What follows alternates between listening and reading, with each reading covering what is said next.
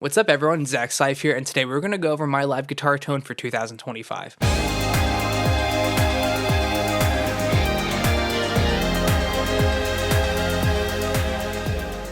If you guys are new here, welcome to the channel. My name is Zach Seif. I post regular content on what it's like being a full-time musician in today's modern music industry. So if you get anything out of this video, be sure to take 2 seconds and return the favor by liking and sharing this video with someone else that you know. And if you're not subscribed yet, again, it takes 1 second to just go down and do that as well. We're going to go over what guitar tones I use for my wedding band, the Ever After Band, which is one of the top premier wedding bands in New Jersey. We've won Wedding Band of the Year several times on the Knot, and we have a full schedule this year. It gives us a lot of music to learn, and I need to be able to cover all of that without having to tap dance all over a pedal board and have to dive deep into these tones every week, because we'll have sometimes 3, 5, 10, 15 songs that we have to learn for these weddings, and I don't want to spend the entire week just tweaking tones. So I need to have a very reliable and consistent way to get my guitar to work week after week, show after show. So that brings us to the Fractal Audio family of equipment. If you guys have been on this channel before, you know that I swear by Fractal Audio. I own the FM3,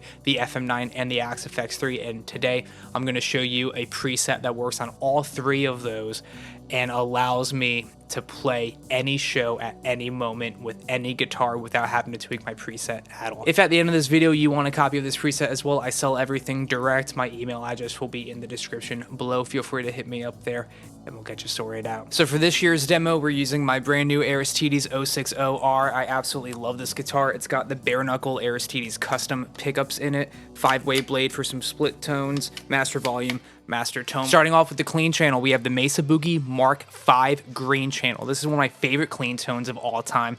I remember watching the initial demo for this amp that Petrucci did with Mesa when this amp came out, and I just thought it was the greatest tone of all time. We have the gain at 3, everything else at noon, including the master volume, no need to boost the level, presence shift on, no 5-band EQ. It is such a full sounding clean tone that doesn't leave anything to be desired, really, and this is how it sounds.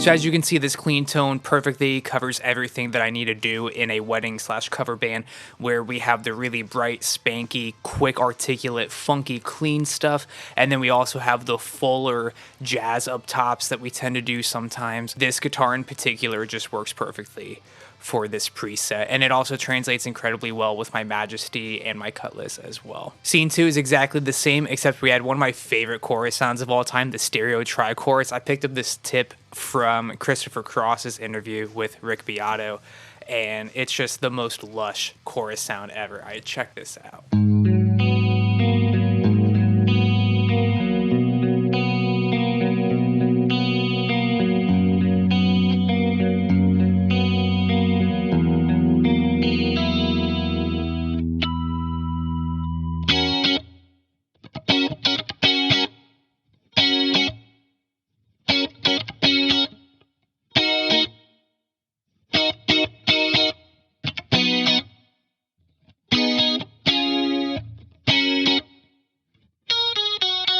Scene 3, we switched the chorus to Dimension 1, which is based on the Boss Dimension chorus. Hands down my personal favorite chorus of all time. Definitely nails that Petrucci-esque clean tone. And then we also have a delay here set up to pretty much the same tempo for the song Shut Up and Dance, which we tend to play almost every wedding, just to give a little bit of delay and feedback and space to it. So why am I using this reverb instead of like the Andromeda, which has more of a shimmer effect? Well, it's because I'm mostly gigging with the FM3 Turbo these days, and I wanted my preset to translate perfectly one-to-one no matter what device I was using, FM3, FM9, Axe FX-III. So we're using this because it still gives me that kind of ambient space that I need. It has a long decay and a really great tone, and it sounds like this.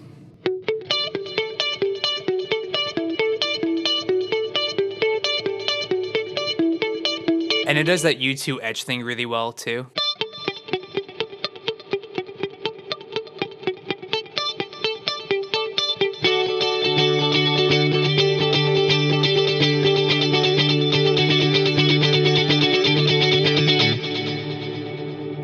And because the delay runs after the amp, all of those repeats are crystalline clear.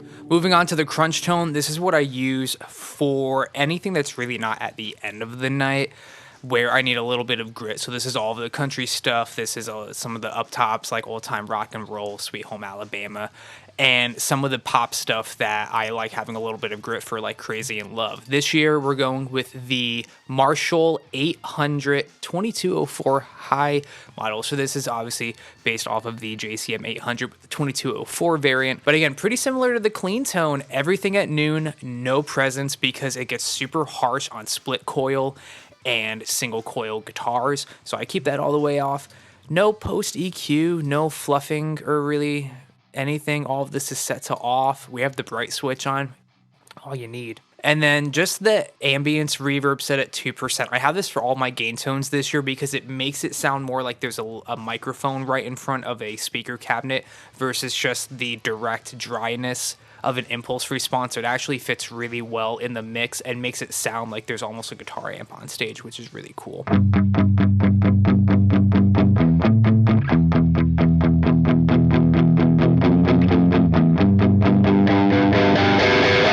See how responsive and how dynamic it is to my pick attack. I can get pretty clean-ish overdrive.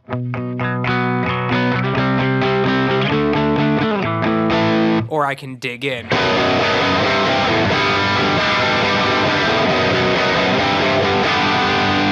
And it gets pretty aggressive, so this is really good for a lot of up-top stuff. And on split coil mode, which I'm in right now, it sounds really, really nice. Almost like you're plugging a Fender in.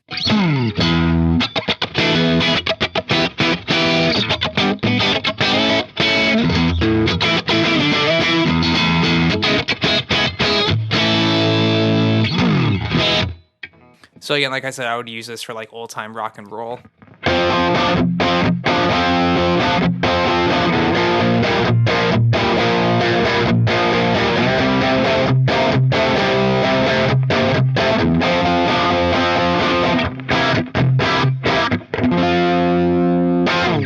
Or some of the country stuff.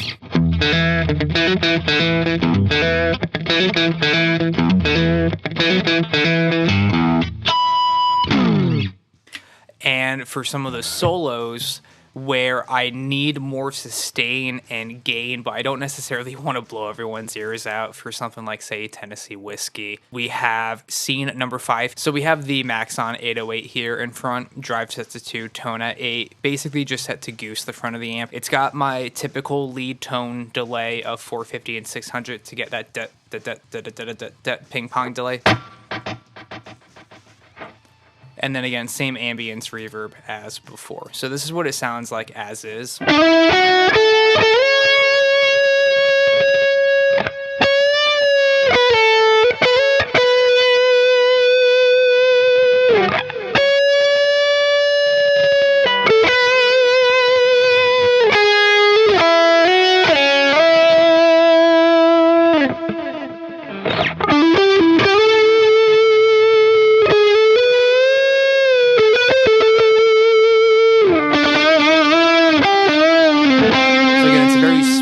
Overdrive tone. I use it in case I take a solo earlier on in the night, or if it's one of those ballads that has a solo in it.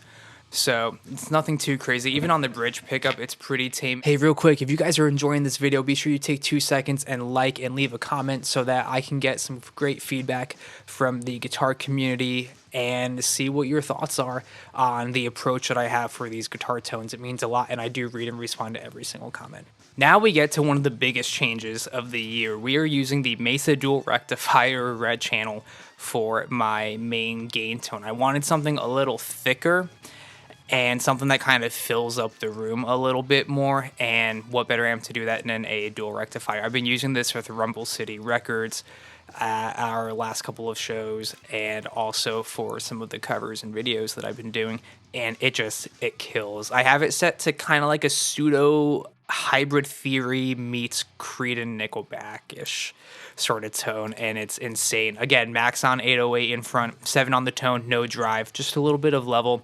And then the parametric EQ here definitely helps to tame the low end so that I'm not overpowering the bass guitar.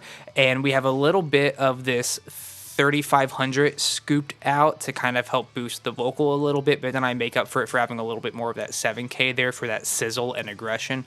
So EQ wise, gain at 5, bass very low, mids to taste, treble to taste, presence just to add a little bit more of that aggression, and top end, nothing here in the EQ. Bright switch, again, is on by default. Again, everything is off over here.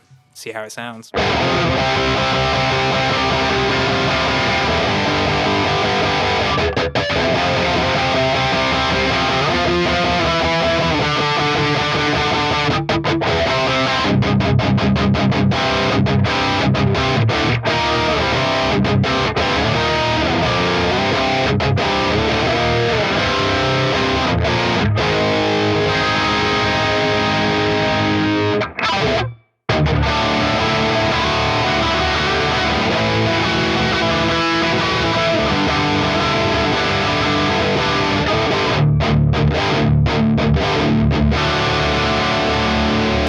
Really just covers all the levels of aggression that I would need for some of the heavier stuff towards the end of the night. Sometimes we do Journey, Bon Jovi, Queen, and I need a little bit more distortion. You might be saying, isn't this a little bit overkill? Well, no, not really, because I'm the only guitar player, so I have to fill the space where there would normally be 2 guitar players on stage. So that's why this tone works so well. And then for the lead tone, this is pretty much the same as last year with a couple EQ tweaks. We have the JP2C red channel, hands down my favorite amp of all time. EQ set exactly the same way that John's factory preset is stock. But what I did do is tweak the 5-band EQ to give me a little bit more mid-range, because you really need a cut during a solo. And then, of course, the regular Ibanez 808 mod here, tone on 7, level all the way up, same dual delay. That was lovely. And then again, that ambience reverb, just to make it sound like we're miking a speaker cabinet.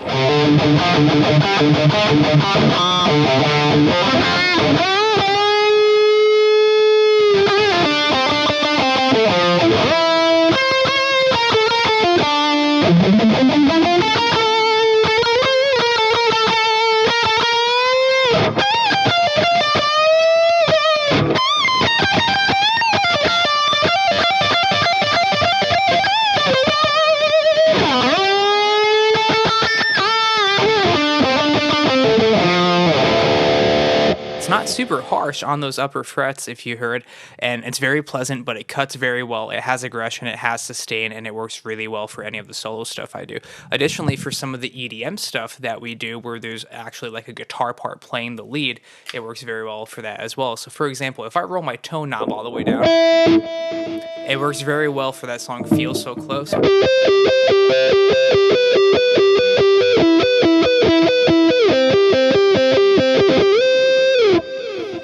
So it allows me to do some of those synth lines really well, because with their tone rolled all the way down, it almost gives you like a pseudo sine wave of sorts where there's not too much harmonic content going through. So overall, I think it's a very well balanced tone to cover everything, because as a wedding band, we play literally everything. We had requests from everything from Papa Roach and Drowning Pool to Luke Combs and Taylor Swift to Beyonce and Bruno Mars. So I literally need to cover every style of music possibly imaginable, and these 8 scenes really do that. I say we take a look at the piezo tone, and then we go from there. We got my beautiful Majesty Nebula, my number 1, my pride and joy. Absolutely love this guitar. Holy Grail Piezo 2 IR here from worshiptutorials.com. High cut at 100 hertz, 18 dB per octave, and a high cut at 12,000 hertz, again at a 6 dB octave cut. A little bit of parametric EQ to help it really sit in the mix well and to make it sound more like a mic'd acoustic guitar. And we have a small room reverb for just a little bit of additional space to make it sound like it's mic'd. And then on this channel, I do have a little bit more compression, again, just to help tame the acousticness and how percussive this tone can be.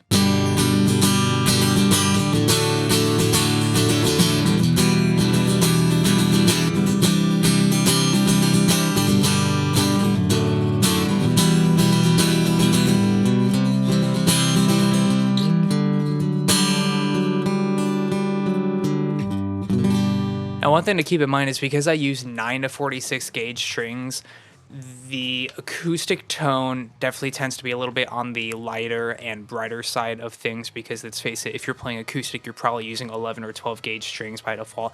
Obviously, this is not an acoustic guitar, it's an electric guitar with an acoustic piezo system that translates so well live, it literally sounds better than if you were to mic an acoustic guitar on stage most of the time, because then you have to deal with feedback and stage volume and getting your guitar super close to the microphone and making sure you're playing in the same position. Super uncomfortable and super unnecessary.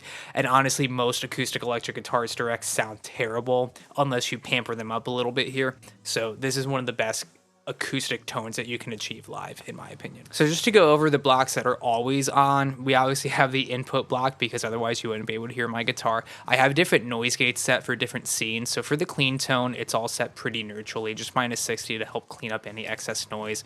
And it's the same thing for the crunch tone. For the lead tone and my high gain tone, I have it set a little bit higher to minus 46 in a tighter ratio, just because there's more gain and feedback to control.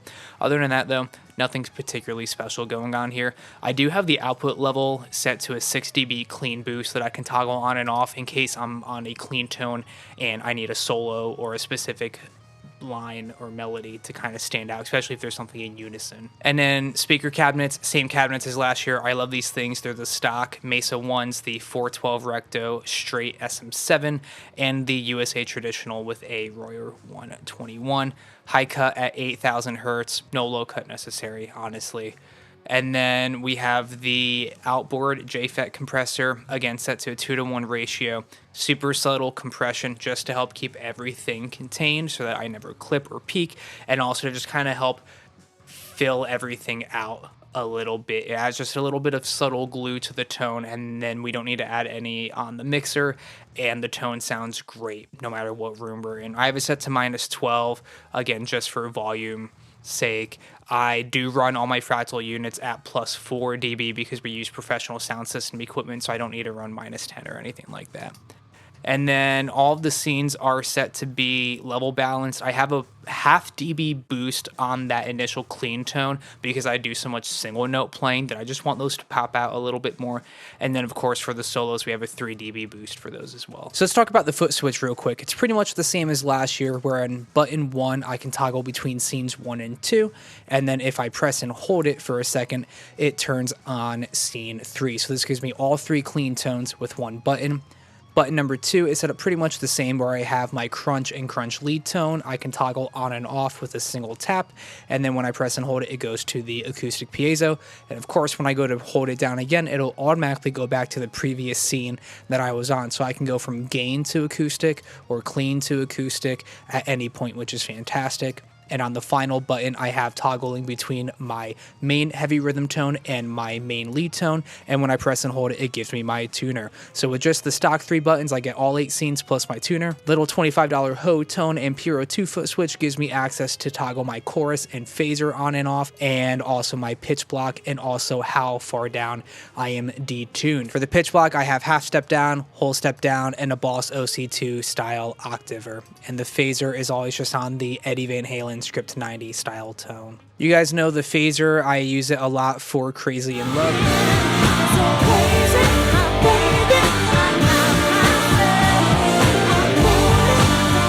pitch block brings me a half step down for songs like Mr. Brightside. It's just the price I pay.